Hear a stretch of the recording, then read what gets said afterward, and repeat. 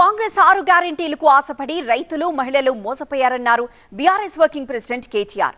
CM Revanth Reddy positive politics చేయకుండా ఆర్థిక విధ్వంసం చేస్తున్నారని, కాంగ్రెస్ పాలనలో ప్రజలందరూ ఇబ్బందులు పడుతున్నారని ఆయన అన్నారు. త్వరలోనే కేసీఆర్ బయటకు వస్తారని, మళ్లీ ముఖ్యమంత్రి పదవి చేపడతారన్నారు కేటీఆర్. ఏం బాగున్నది ఏం బాగలేదు అన్నాడు. ఏమైంది అన్న, మంచిగా పాలిచ్చి ఆవు విడిచిపెట్టి తనే దున్నపోతుంది తెచ్చుకున్నాం, ఏం చేయాలి అన్నాడు. మరి ఏం చేయాలి, నేనేం చేయాలి, నువ్వేం చేయాలి, ఇంకో 4 నెలలు అనుభవించాలి, తప్పది అని చెప్పిన. వాళ్ళు అందరూ బాధపడతా ఉన్నారు. ఒకరు కాదు, రాష్ట్రంలో రైతులు, పెద్ద మనుషులు 4,000 పింఛన్ అంటే మోసపోయినారు.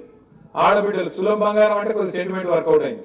ఫ్రీ బస్సు, తులం బంగారము, ప్రతి కోడలికి 2,500, అత్తగా 4,000 వరకు కొద్దిగా ఎక్కడో ఆశ పుట్టింది. ఏమో కేసీఆర్ 10 ఏళ్ళు ఇచ్చినాం కదా, ఇళ్ళ కూడా ఒక తాపిచ్చి చూద్దాం ఏమైతుంది అనుకున్నారు. ఏమైంది? ఇప్పుడు తులం బంగారం కాదు కదా, తులం ఇనుము కూడా దిక్కు లేదు. మార్కెట్ అంతా ఆగమాగం ఉన్నది. మీకు తెలుసు, నాకు తెలుసు. ఎవరి కౌంటర్ వాళ్ళు దేశం సంపుడు చంపుతున్నారు. టకీ టకీ పడతాయి అన్నాడు. పడుతున్నాయి టకీ టకీ. ఎడ పడుతున్నాయి? ఢిల్లీలో పడుతున్నాయి పైసలు. పాజిటివ్ పాలిటిక్స్ చేయాలి.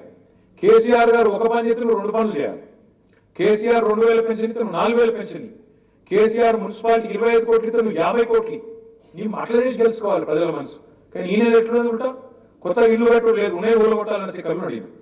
మొత్తం హైడ్రా, అదే ఇంకేదో కథ, ఇంకేదో పెట్టి మూసి ఉన్న ఇల్లు గులగొట్టాలి, పేదోళ్ళ కొంపలాగం చేయాలి. మొత్తానికి రాష్ట్ర ఆర్థిక వ్యవస్థను చిన్నాభిన్నం చేసింది. నిన్నవాక మనం ఇది చూడొచ్చు. కొత్తగా వస్తుంది అనుకున్న వృద్ధి కాదు, ఉన్న ఆర్థిక పరిస్థితి బాగాలేదు, 13,000 కోట్ల గాటా పడ్డదని చెప్పి పేపర్లలో మొన్న 4 రోజుల కింద వచ్చింది. ఎందుకు వచ్చింది? మరి ఎందుకు వచ్చింది ఈ పరిస్థితి? మంచిగా ఉరుకులు పరుగుల మీద నడుస్తున్న రాష్ట్రం, అభివృద్ధి బాటలో ముందుకు ఉరుకుతున్న రాష్ట్రం ఎందుకు ఒక్కసారి బ్రేక్ పడ్డట్టు అయింది? ఎందుకంటే నడిపేటోళ్ళ మనసు, నడిపేటోళ్ళ ఆలోచన విధానం, నడిపేటోళ్ళ ప్రణాళికలు చక్కగా ఉంటే అన్ని చక్కగా ఉంటాయి. లేకపోతే ఈ అవస్థలన్నీ వస్తాయి. పట్టణ ప్రగతి, పల్లె ప్రగతి పేరు మీద టంచంగా జీతాలు వచ్చేది నెలకు. చీకటిని అనుభవిస్తేనే వెలుగు విలువ తెలుస్తుంది. ఆకలి అప్పుడప్పుడు అనుభవిస్తేనే అన్నం విలువ కూడా తెలుస్తుంది. అన్నం విలువ, అమ్మ విలువ, అన్నం విలువ, అమ్మ విలువ ఉన్నప్పుడు తెలియదు. లేకపోతేనే కొద్దిగా కడుపు కాలితేనే అప్పుడే తెలుస్తుంది. ఇవాళ తెలంగాణలో జరుగుతున్నది కూడా గదే.